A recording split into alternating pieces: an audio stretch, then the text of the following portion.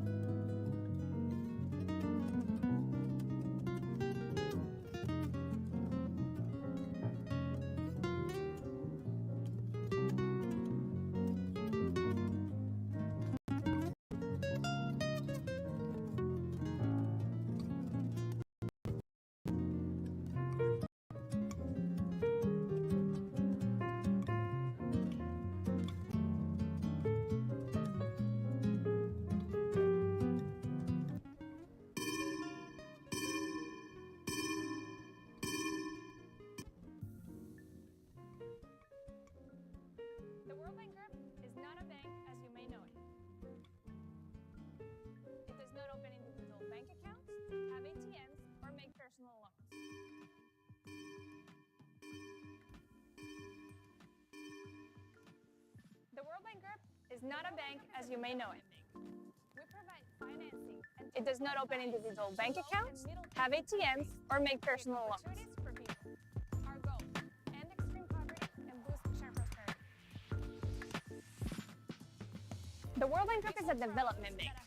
We provide financing and technical advice to low and middle income countries that create opportunities for people. Our goal, end extreme poverty and boost shared prosperity.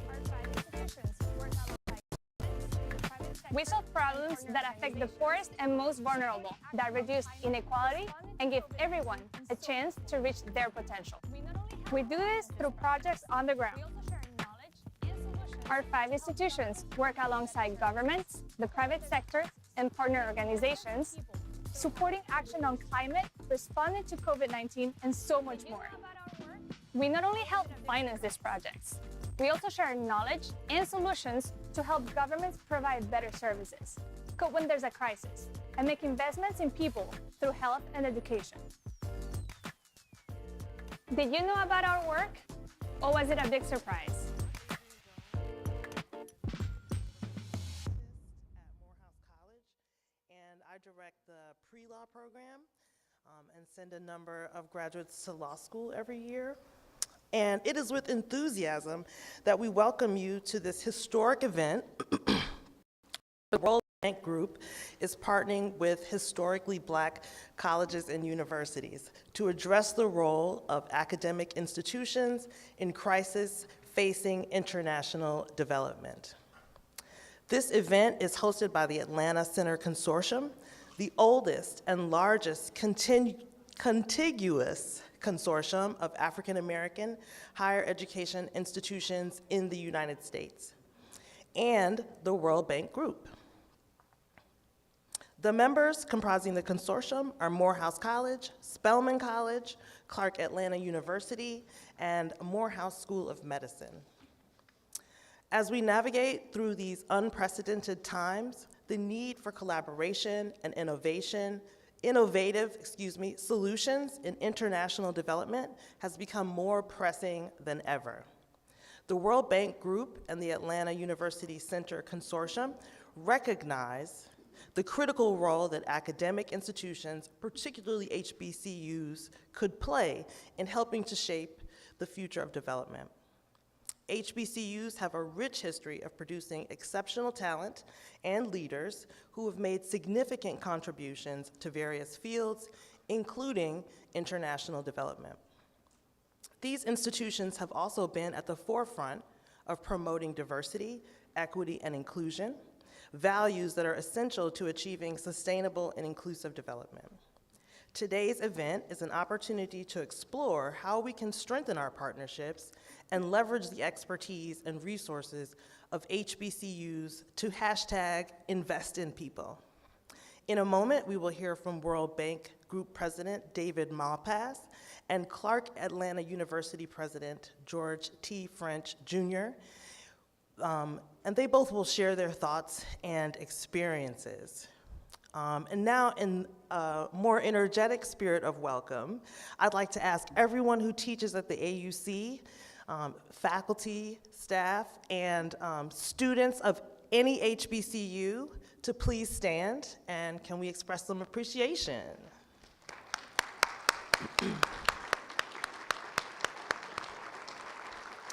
Thank you so much.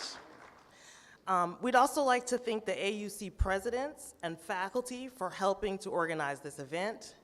And we'd like to express an extra thank you to students from the AUC who are taking a break from their final examination preparation in order to be here so that they can learn about how they can contribute and be international change agents.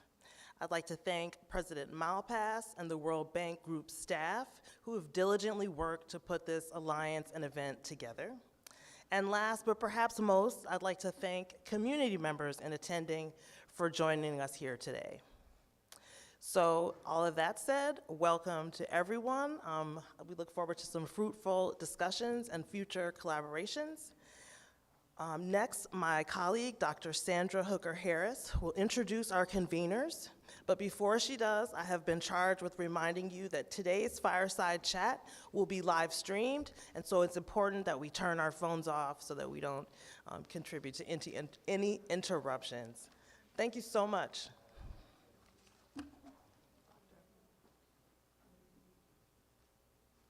Good afternoon. I am Sandra Harris-Hooker, Professor of Pathology and Senior Vice President for External Affairs and Innovation at the Morehouse School of Medicine. And I have the awesome responsibility to introduce our conveners for this afternoon. Mr. David Malpass is the 13th president of the World Bank Group.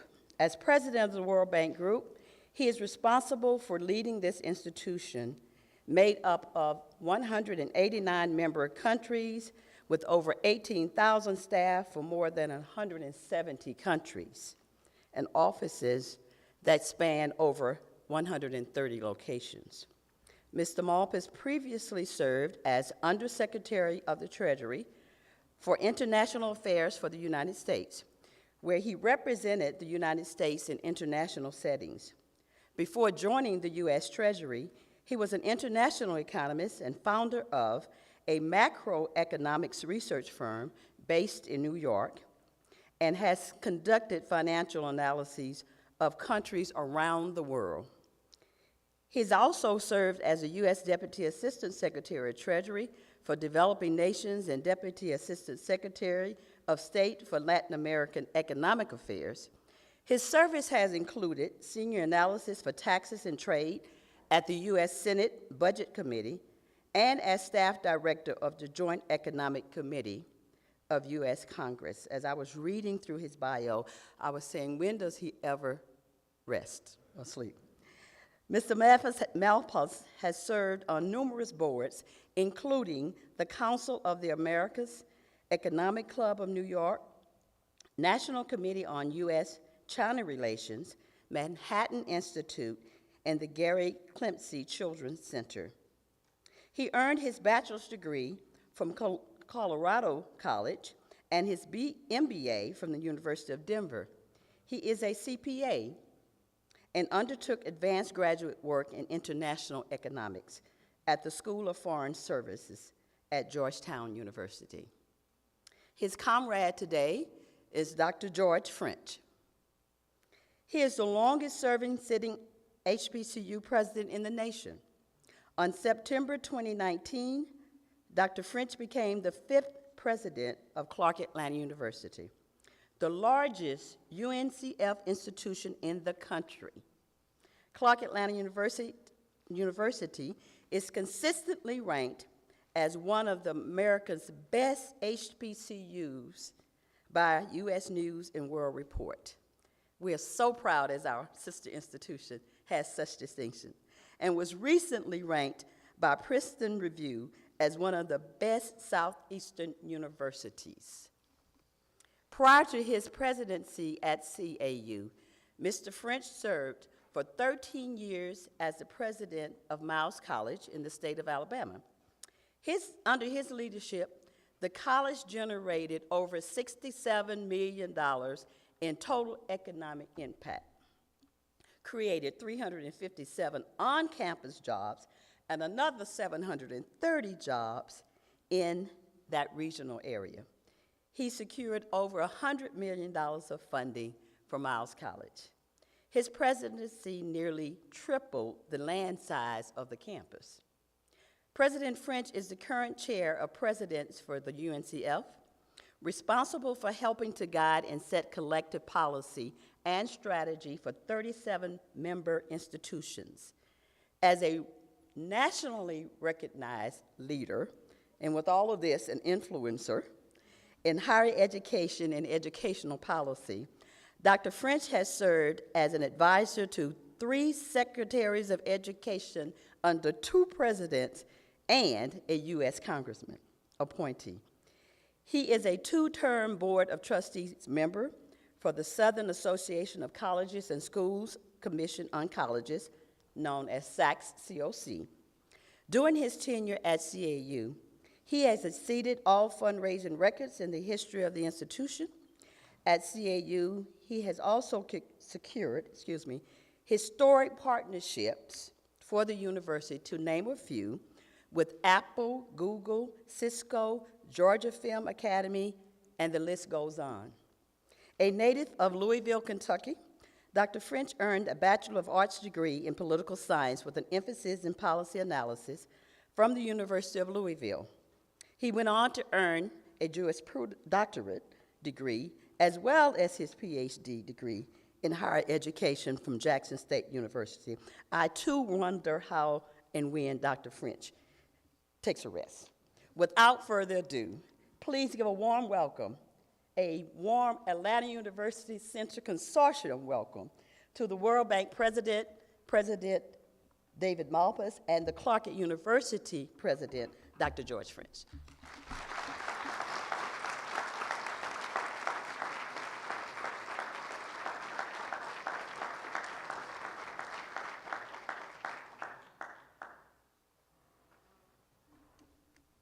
Thank you very much, Dr. Hooker-Harris. And it's very good to see everyone here. I want to say thank you to President French, but also earlier I saw President Gale, President Thomas, President Montgomery Rice. Thank you for welcoming me to this great campus. It's a real pleasure to be here and to continue deepening our collaboration with HBCUs. I want to acknowledge the state and local officials, council generals, college faculty, and community members attending today. I was told that there are students from Georgia State University that might be attending today's event. Anyone? Good. Let's hear it for Georgia State. My mother would be disappointed if I didn't mention that she was a very proud alumna of Georgia State University. I will focus today on the importance of education partnerships to meet the world's overlapping challenges. This is all the more urgent due to the immense problems facing global development. The rise in inflation and interest rates on top of very high levels of debt and leverage is causing a dangerous shortage of growth and investment, especially in developing countries. This raises the risk of a lost decade for people in poorer countries. Around the world, over 700 million people live in extreme poverty, subsisting on less than $2.15 per day. Even more do not have access to electricity. The combination of slow global growth, high prices for energy and fertilizer, and rapidly increasing climate costs are causing new setbacks to development. There's been a devastating increase in learning poverty, with an estimated 70% of 10-year-olds in lower and middle-income countries unable to read and understand a basic text, 70%.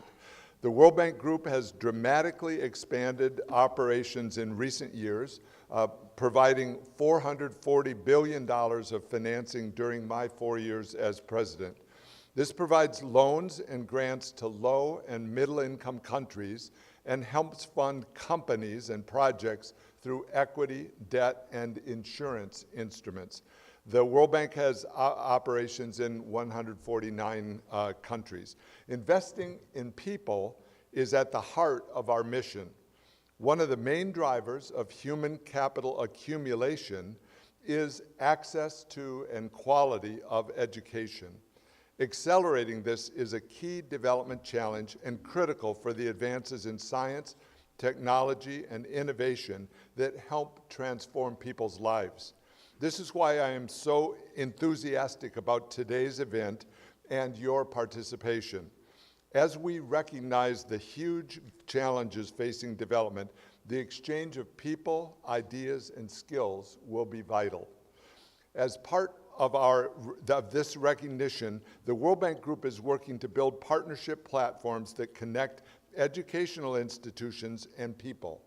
Some examples are the Africa Centers of Excellence, or ACEs, and an important IFC collaboration with the Milken Institute and George Washington University to train mid-level managers from African governments. I attended their graduation ceremony in Los Angeles on Tuesday, I was pleased to join on Tuesday. So I saw a graduation ceremony for students that will then go back to, or mid-level managers really, that will then go back to Africa and help lead their countries. I was also pleased to join President French in Togo in March, where I observed the creation of a partnership between the University of Lomé and Clark Atlanta University. The partnership aims to foster collaboration across continents through technology and research transfer and student and faculty exchanges. We are in the process of facilitating other HBCUs to partner with universities in Africa through agreements like the Clark Atlanta Lomé one. So I'll give you a little history then on the World Bank and this relationship with Africa. In 1953, the World Bank undertook, the World Bank undertook its first mission to an African country. On that mission was Dr. Frederick Patterson. He had been president of Tuskegee University and served as an advisor to the bank on education and social services. 9 years earlier, in 1944, Dr. Patterson co-founded the UNCF. The same year, the World Bank Group was created to finance reconstruction and development. The bank mission then in 1953 drew on Dr. Patterson's expertise in veterinary and agricultural sciences to advise Nigerian schools on improvements in training, research, and general best educational practices, for which we have Dr. French, a world expert also. Education is so important, and the practices are important. Earlier today, I had the opportunity to visit the gravesite of Dr. Martin Luther King Jr., another African American who contributed greatly to global development. In an article in the Morehouse College newspaper, The Maroon Tiger, Dr. King wrote, and I quote, "The complete education gives one not only power of concentration, but worthy objectives upon which to concentrate." 56 years later, Dr. King's vision that, and I'll quote again, "No nation can be great if it does not have a concern for the least among us." His vision stands as a powerful expression of the World Bank mission of alleviating poverty and sustainably boosting shared prosperity. As President George French has shown in his leadership, this will be achieved by investing in people and allowing individuals and opportunities, by allowing individuals the opportunities needed to fulfill their potential. So I'd like to encourage everyone here to get involved in the fight to restore global growth and development and to alleviate poverty. We need your talent, ideas, and perspectives in this important mission. Thank you all.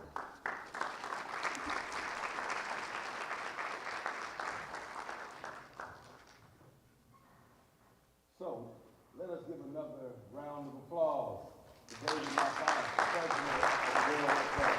Thank you, thank you. So, first of all, it's so great to see everyone. Thank you to the Atlanta University Center for being here. I see scholars from all of our institutions, including our friends from Georgia State University. I had an opportunity to speak with Dr. Blake to invite him today, but unfortunately his schedule did not permit. But he wanted to make sure that we had, in the collaborative spirit, that we had those in attendance. So thank you for being here from Georgia State, from all of the AUC schools, and from others. We see so many friends here with us today, including the former director of the Atlanta University Center, Mr. Todd Green, and the president of the Federal Reserve of Atlanta, Mr. Raphael Foster.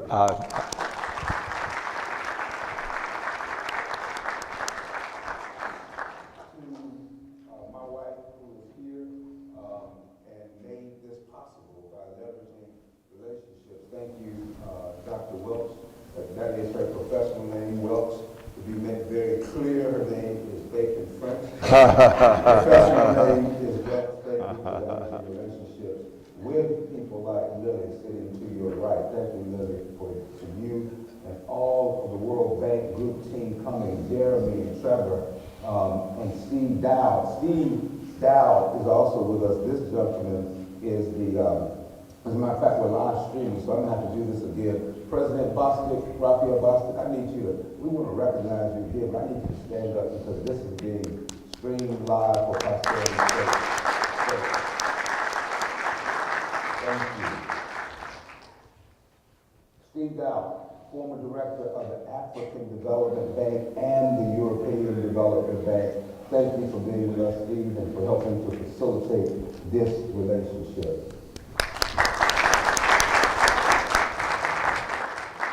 Thank you to my daughter, who's a junior at Woodward Academy. She did not like to miss school, but we picked her up early today so that she could have this experience with her mom to see what it is that we do. Staying up all night, working all the time. This is what it's all about, sweetheart. I want to thank the president because this is the first time that the World Bank president has spoken at an HBCU outside of the city of Washington, D.C. Is that still Washington, D.C.? Outside of Howard, no doubt. But thank you for being with us today. This is a vitally important topic, the conversation that we are engaging today. Vitally important because we understand the mission of, and you all saw the brief video of the World Bank Group. They have two primary foci. One is to eliminate extreme poverty.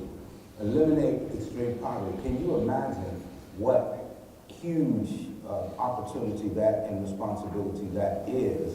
But then it's also, secondly, to promote shared prosperity by raising the income levels of the lowest 40% of the people in the world. Mr. President, we thank you for being here, and I'm going to go right into the Fireside chat. And given your description of the World Bank, can you tell me what role, especially been amongst all of these academicians, what role in education,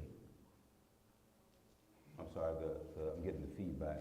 What is the role of education in social and economic development as countries think about developing human capital both now and into the future? Thank you, Dr. French. George, very good to be here and nice to see everyone. Education is critical because it's the way people get ahead. As you think about it, being able to have numeracy, the ability to work with some numbers, with some words and letters and alphabet and reading skills is critical for advancement in whatever people are doing. Their skills. That you need that in order to be able to get the skills that push you through life. I know that's what you're doing here, and very ably. Part of it is having new people in and new ideas that can be expressed. So what the World Bank does, so we are a combination of a bank, a big bank that has has a purpose that is development. We want to see people in developing countries do better. We also have a grant-making facility or arm. We also have a private sector facility that invests in companies in developing countries. And so that's so important for job creation. As we think about how can there be enough money within developing countries to boost their shared prosperity, which is a key part of our mission, that a huge number of the jobs are coming from private sector growth, and that means there has to be an environment that enables that. What is it within a country's regulatory systems and within their institutional base that allows businesses to form? And so we work actively and really push for countries to think about what it is that might be obstacles, and then remove the obstacles and give people more opportunity for education is a starting point. Well, in part of that, girls' education is a really high priority for the World Bank. What we see worldwide is If girls are left out, then women are left out of the economy. The country can't possibly grow to its potential without girls and women be part of it. And yet girls, COVID was particularly hard on girls. They were the first that were sent home from school and the last to be brought back. Wow. And so one of the things we're trying to do is really get kids back in school, get enough of a budget in the countries that they can educate, and then have it focus on foundational skills like numeracy and literacy for them to get advancement. And I have to tell you that there have been such severe reversals in recent years that we are trying to get people to put more urgency on this task. Wow. So with the two missions of ending extreme poverty and then the promotion of shared prosperity, going back again to higher ed, when I meet with my colleagues and I'm asking them to make sure that the AUC, that our enrollment is going to go up, when we look at the demographics, it can continue to go up until 2026, and then in the United States we'll have a precipitous decline.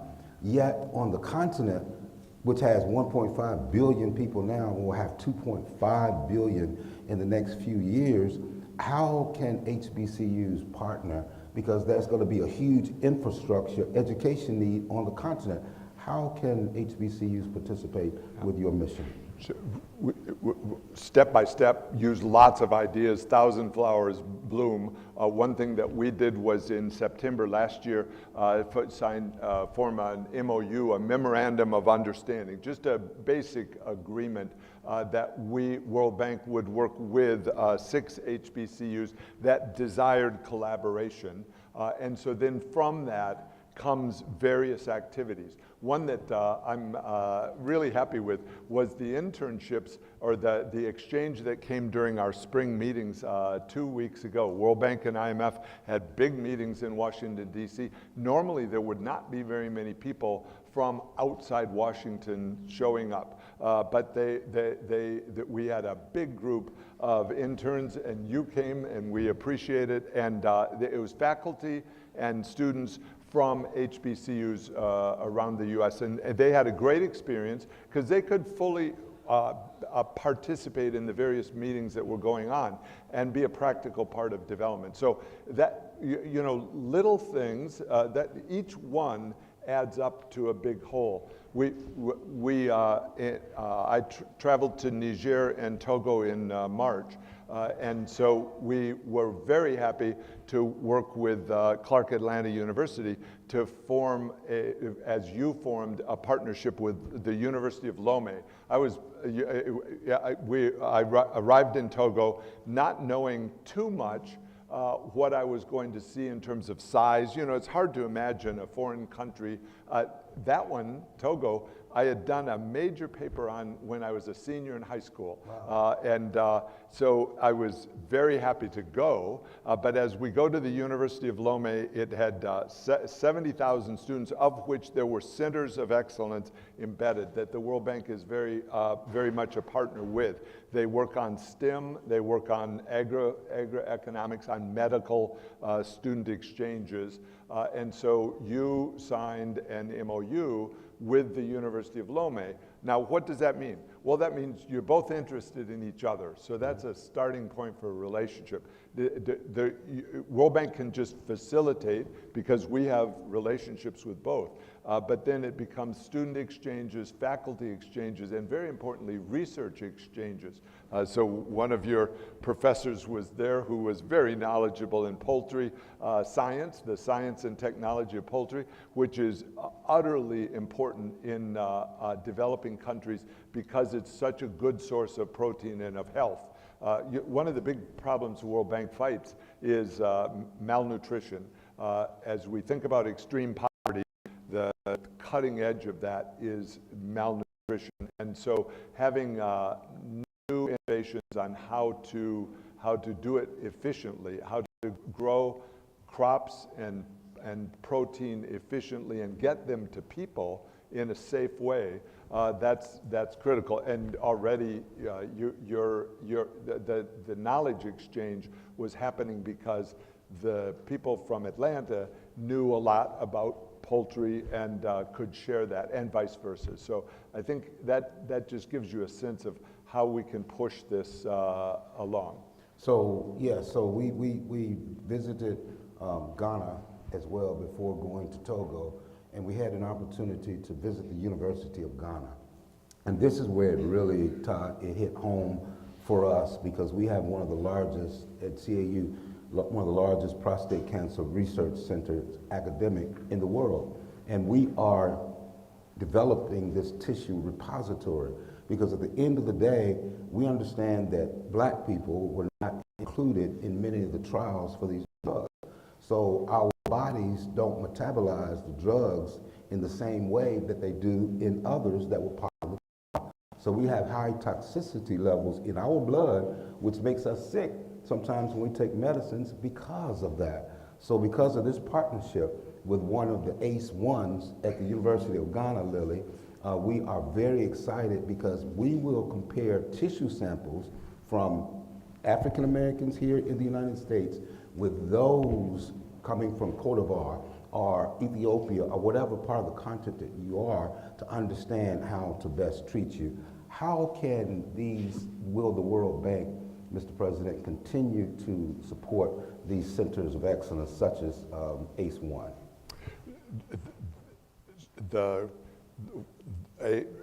A part of the process of the World Bank is evaluating and then and funding, and so we have one of our senior managers, Lily, here today, who is involved directly in how do you bring money together and then disperse it in a way that really.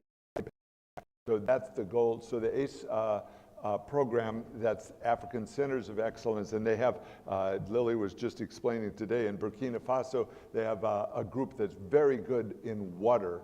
And so as you think about everything that goes together with providing water to people, it's actually pretty complicated. Right. You've got to know how to measure it, how to evaluate it, how do you charge for it if you want to charge for it. I was in Niger, I mentioned, and they're having a real problem because people haven't been used to paying for water. But then where do you get the revenue stream to improve the quality of the water? So that's a whole branch of human knowledge that's really important. I'm sorry, I digressed, but as we think of African Centers of Excellence, that you can imagine hundreds of areas of expertise, each one that's a complicated vertical that takes lots of exchange knowledge in it, and research, as you do so well here. Well, I tell you, we are appreciative, because this is an example. This is Atlanta.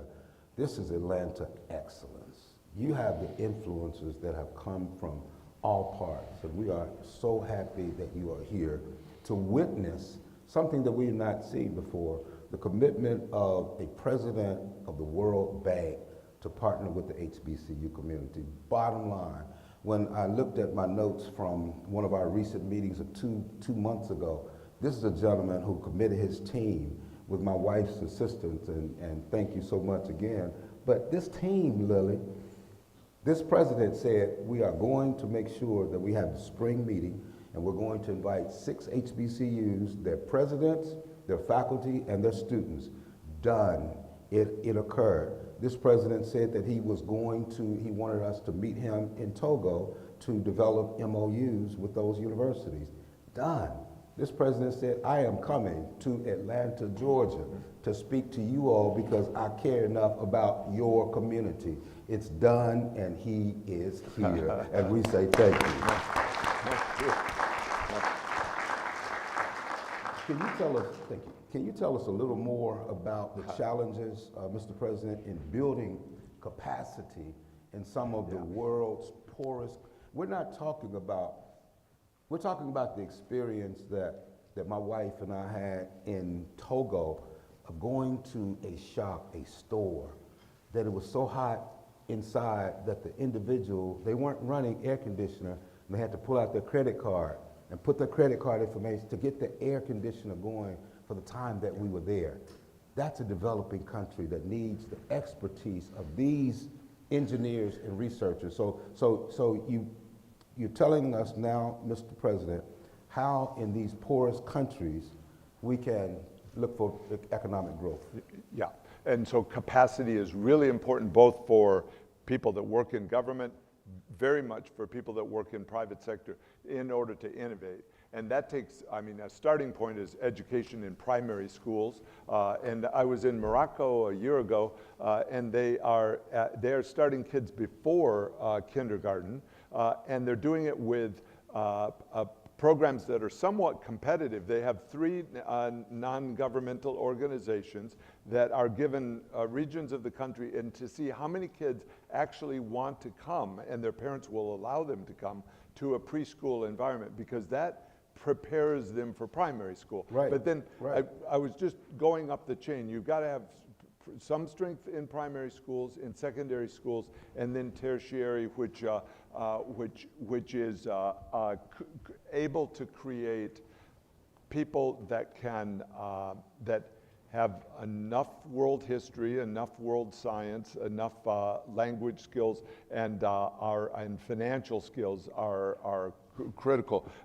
President Bostic was just telling me Atlanta, the Federal Reserve Bank of Atlanta is very engaged in financial inclusion and education for people, because as they think about the 21st century world that we're in, digital payment systems right. are advancing really rapidly in even the poorest countries. Cell phones have opened this whole new avenue of eye-opening for people of whatever education. They're looking and seeing their friends are able to text, and so they want to, and that gives them capabilities that weren't there before. And that's happening throughout. So we have active programs in every part of this. So capacity building is a mainstream activity of the World Bank to bring women into decision making, to bring skills training and make it lifelong learning, which is important, because even if you were educated 10 years ago, you're out of date. You know, it's got to be current, and so we do that just through hundreds of operations across the developing world that are specifically aimed at building capacity. Now, you mentioned the credit card. You know, this idea of prepaying for services is actually a big innovation, and I think a powerful positive force. If you don't pay in advance for the service, you take the service, and then the government can't afford to keep it going, and the quality of the service goes down, and people get disillusioned. That's a pattern problem in development. So we're seeing over and over again prepayment. For example, in Mozambique, I saw, they have, all countries have trouble with road maintenance. How do you pay for it? Well, they have the truck drivers. You have to pay before your axle. You pay for a number of rotations on your axle. How does the truck driver get that money? They get paid when they deliver the cargo. And so it's a hugely efficient way. It's like tolls, right. But even right. more direct. Tolls based on the number of miles and the weight of your truck, and that pays for the road maintenance. And so there's a giant cargo line going in that part of East Africa in order to carry goods up back and forth among people. And I could go through 100 different applications where some innovation in payment systems, I'll call them broadly, is enabling whole new areas of activity. For small farmers, it's been hugely empowering to be able to sell your goods and then get payment right away, because then you use that money to go buy the seeds for the next crop cycle. And so those are, I'm very worried about the state of the world today, but also at the same time optimistic that there are advances going on that will really change the world for the better into the future. Well, thank you, and excellent response. My students, my faculty members were really interested in how they engage the World Bank. Of course, you use your influence to convene partnerships such as LOME and others. How can we also speak about the knowledge and talent exchange? Because you did something, the announcement, I don't think we've actually made it formally yet about the internships, but it's not just the AUC, but we have partnerships and signed the MOU with Howard University, Claflin, Xavier, Dillard, Jackson State University, Tennessee State University, 6 institutions, and we're talking about talent exchange and internships. Can you speak to what that talent and knowledge exchange looks like? In this case, they came for the spring meetings and can observe and participate in that. We also then, that is a bridge to more formal applications for jobs at the World Bank. For as professors are thinking about their own research, I encourage them to look at what the World Bank's done and then either build on it or find new directions that are better than what's already being prepared.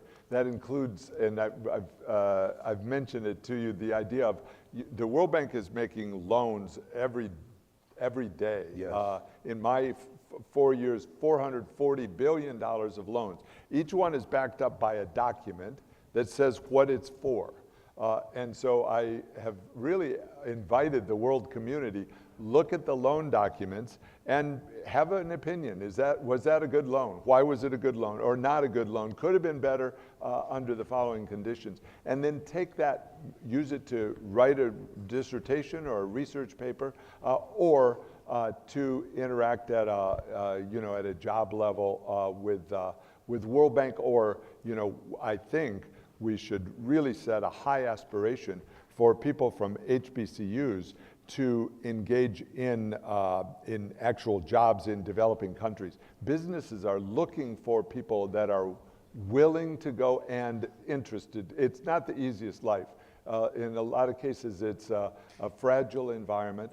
But as Lily was just saying today, once you've lived in, she was saying French West Africa, but I think I could change the name anywhere.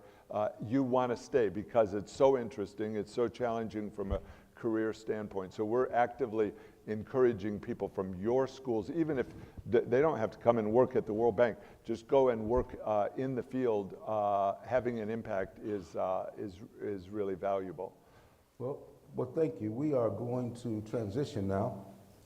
We had some questions that were given us by registrants in advance. You all were so excited. We asked for you all to register. Not only did you register, you started putting questions into the portal for the president. I'm glad that you did. And we have those transcripts of those questions, and I'm going to go right to the questions for the matters that you were interested in. The first one comes to us from the Consulate General of Peru.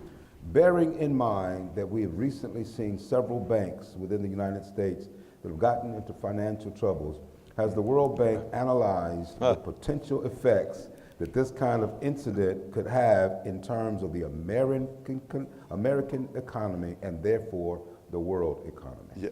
Yeah, yes, and it's an important question and a good one. I'm worried that as there are higher interest rates in the U.S., and I think they were too low for too long, and the world ended up with too much leverage chasing too few goods. You leveraged up, but you didn't produce that much more. And so now you have an unwinding process. And the challenge is for someone in Peru, it's hitting harder even than for people in the US. So as the rates go up here, they go up that much and more in practically every country around the world. There was a good article in the paper this morning about the credit crunch that's going on now in Europe as they raise rates. So it's going to, our outlook is that global growth is going to be dangerously slow, below 2% in 2023, and with the prospect that it stays slow into 2024 and 2025. And so that has implications for people in developing countries, negative implications, because if they really depend on there being some kind of lift from the advanced economies. I'm worried that to an extent, we've borrowed from the future, both through the fiscal deficits, you know, the national debt's going up in the advanced economies, but also by already extending the duration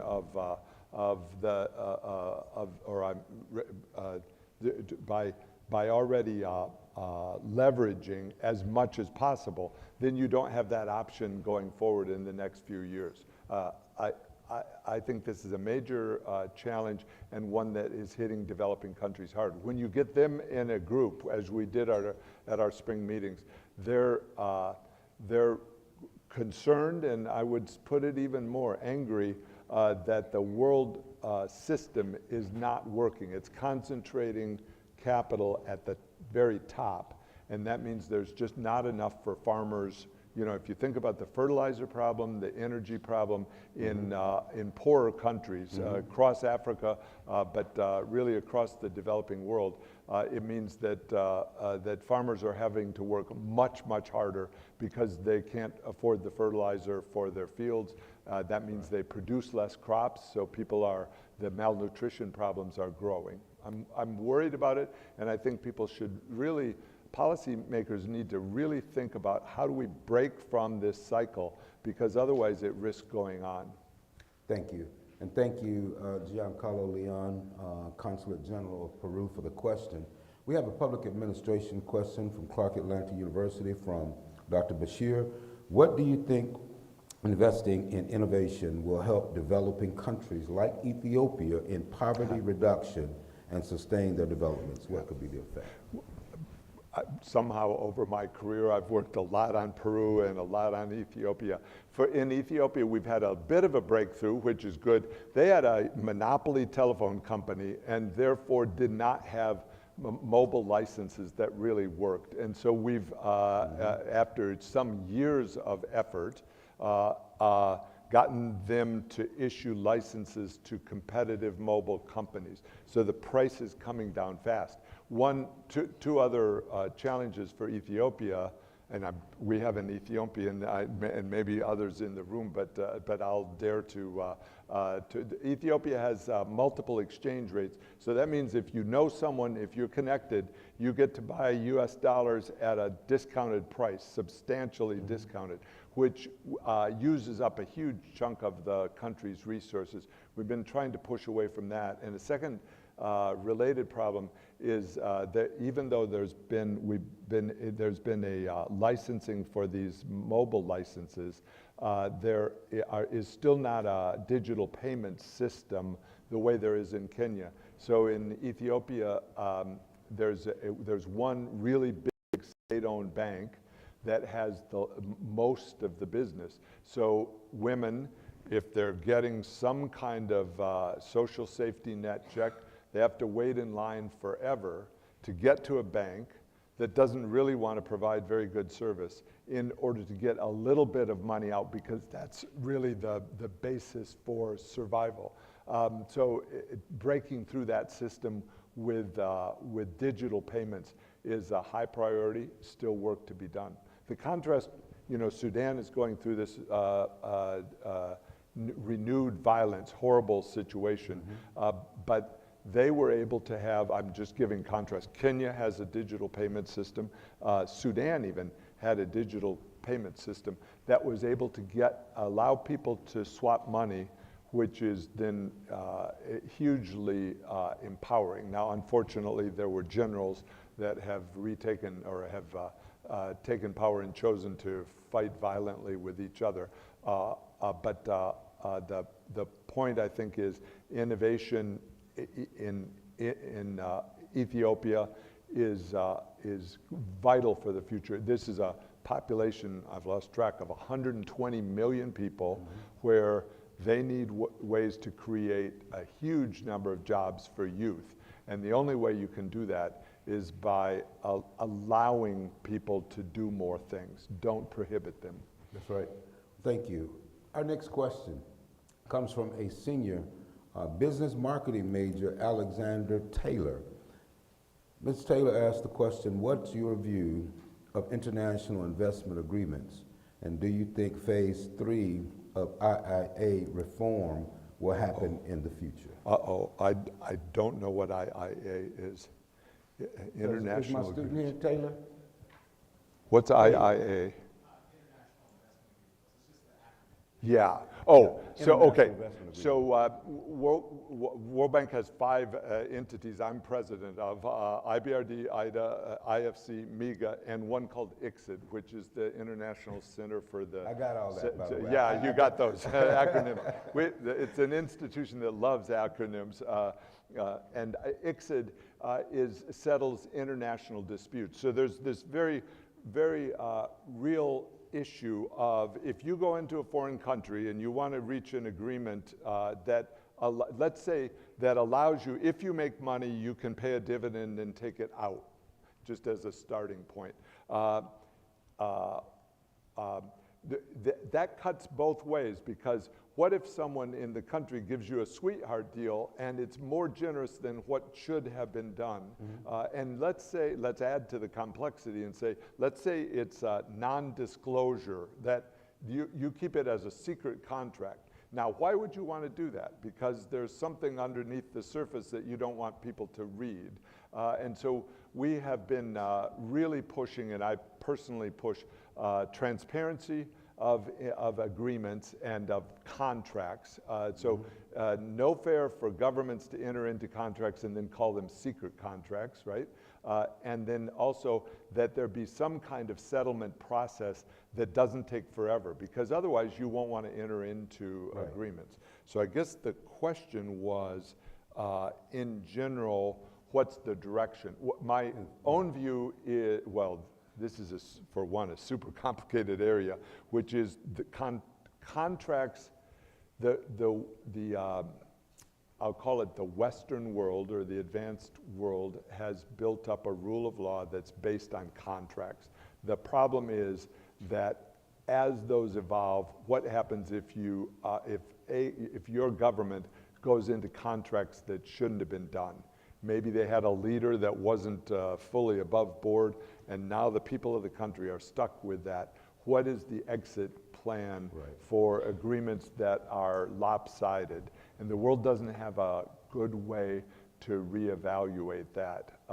And so I think that's a fruitful area of study for people of, we recognize that contracts are empowering because they allow people to make an agreement and to stick to both sides of it.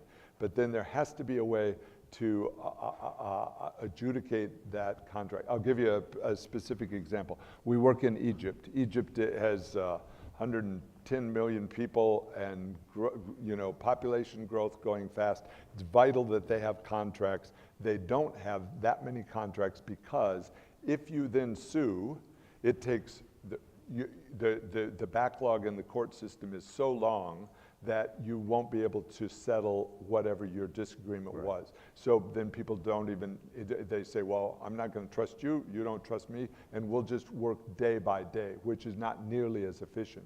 So what we've tried to do over the years is train more adjudicators and also get enough judicial reform that there can be a settlement process. So that's a long answer, but it's, I think, vital in development that people think about what's the meaning of a contract and how do you deal with a contract when the politician only stays in office for 4 years. Are you going to let the politician sign a 10-year contract if they only are accountable for 4 years? And that's a tough one to get around. Yeah. Thank you. Yep. Asan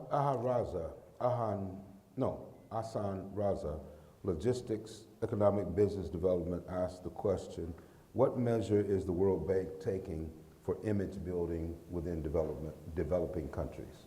Image building of the World Bank. When I came in 2019, we did what we called a realignment, which was to put more of our resources in the developing country. One of the image challenges that the World Bank faces is being on the elite side. So people with college educations and that become disconnected from the people of the country that they're serving. So we have more people in countries, and also very much from the top down, the idea that the purpose of the World Bank is to have outcomes that improve the lives of the people in the developing country that you're working in. So as long as every World Bank person says that, which that's been very well received within the bank, that our purpose is not conferences, it's to have good outcomes for people in developing countries. So everybody say it over and over again, then the image will improve. That means as you meet with government officials in those countries, your goals are their goals, we hope. And if their goal isn't that, then try to fix it. You know, they've probably got the wrong goal, and you can improve on it by saying, look, you're here to work for the people of your country. Let's figure a better way to do this deal.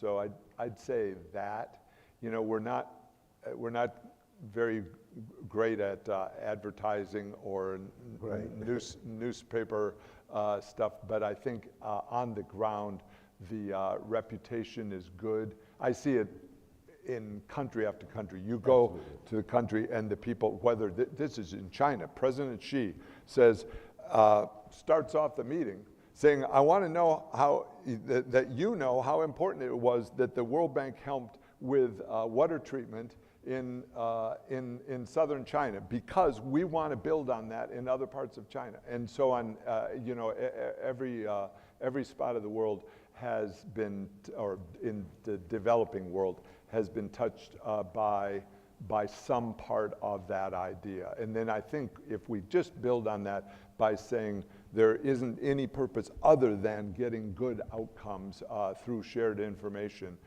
that will go a long way. Well, I think you've gone a long way already.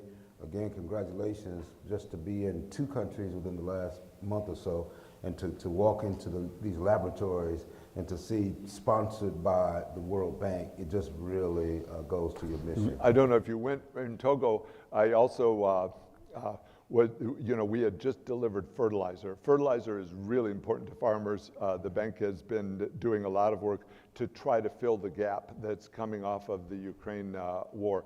And so we had an event at the port of Lomé to mark the inflow of fertilizer. It was going to then be shipped northward through Togo toward Burkina Faso. But there's, you know, the world is just very short of resources right now. Mm-hmm. So one of the challenges they face in this part of the world is as the supply line gets farther from the coast, there's less left for the people. And so as you go into the inland, whether in Sierra Leone or in Burkina Faso or in Niger, you're a long way from the port or the farmers that were providing the goods.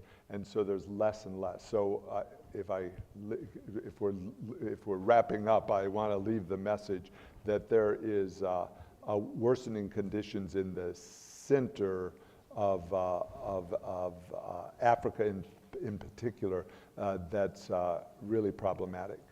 Thank you, and forgive me if I don't get the name exactly correct. Milind Shrikant, Georgia State University, Department of Finance. Nah.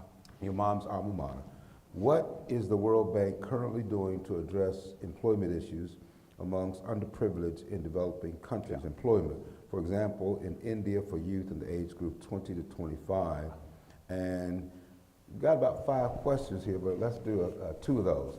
The second one, what advice do you have for your successor on his priorities for the World Bank over the next decade?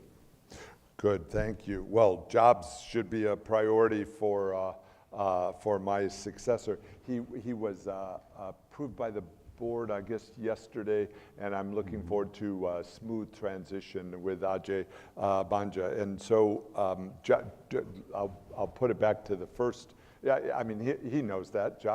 He's created a lot of jobs, and jobs are really important to what the World Bank does. So how do we do it?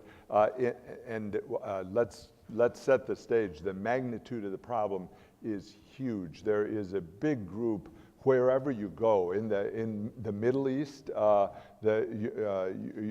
we forget, but the number of people from age 20 to age 30 that have yet, or maybe I'll start with 15 to 30, that have yet to get the first job, that